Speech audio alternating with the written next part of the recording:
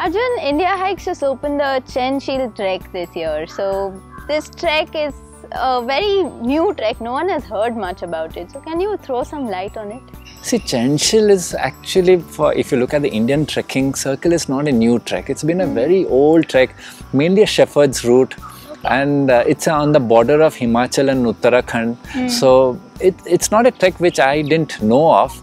But opening this trek was not easy because it's a very remote trek. It's in a very remote part of our country. As I told you before, it's in the border of Himachal and Uttarakhand. But the attractions of this trek is very high, which is why we were very compelled to open it for quite some time. And then there you have it now. Okay, so what would you say are the best highlights of this trek? See, Chaainsheel, the meadows, of course. I mean, that's the reason why people would want to do the trek. The meadows are something to look out for. Then we have this long ridge walk where, you know, the meadows are on either side of you and you're walking through that.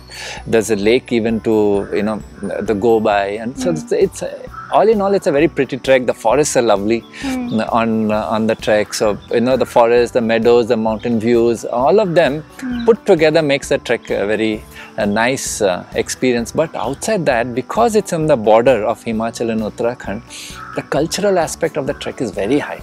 Even the journey towards the base of the trek, you go through these very famous temples, the architecture of it, which you will really wonder whether you're in India or in some other country, because that kind of architecture, that kind of cultural, the deep-rooted, steeped culture, you will not see it. So even going to Tuni and then, you know, all those sides of this thing, arriving at the base camp is rooted with deep culture, apple orchards, because this is apple country that we are talking about. This is the heart of apple country in our country, and the very good apples here. So if you come in apple season, you can actually pluck off the trees if you can. So that's again, but the culture, the people, the culture, the architecture, these are again some things to watch for on this trek. That's wonderful, because it's not very often that you get such deep culture on treks. It's very nice. So what about the difficulty level of this trek? Is it good for first timers? Or? It's a very moderate trek. So people who are starting out on Himalayan treks, this is a very good trek to start with. Considering in the months of May and June, when we open the very high altitude treks and people are a little worried about the formidable nature of this trek, here you have this trek which can easily be done. It's a moderate trek for most people who are starting out on Himalayan treks. It's a very good one to start off with. Wonderful.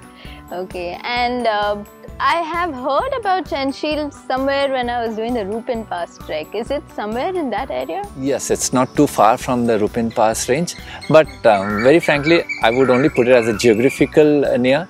Okay. Rupin Pass, Buran Ghati, Chaainsheel, they're all in the similar vicinity. Okay. Alright, thanks a lot Arjun for sharing this.